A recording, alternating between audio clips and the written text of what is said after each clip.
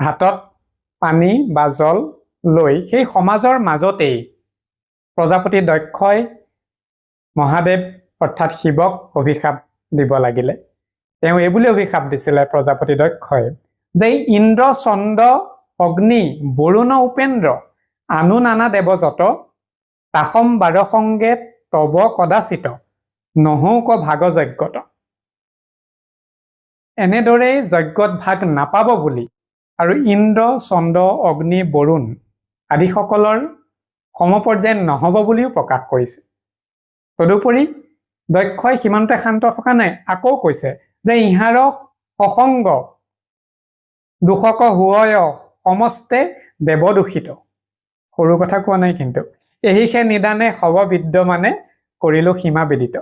এনেধৰণে সীমা নিৰ্ধাৰণ কৰি প্ৰজাপতি দক্ষই নিজৰ জোঁৱায়েক হোৱাৰ স্বত্তেও মহাদেৱক অভিশাপ দিছিলে।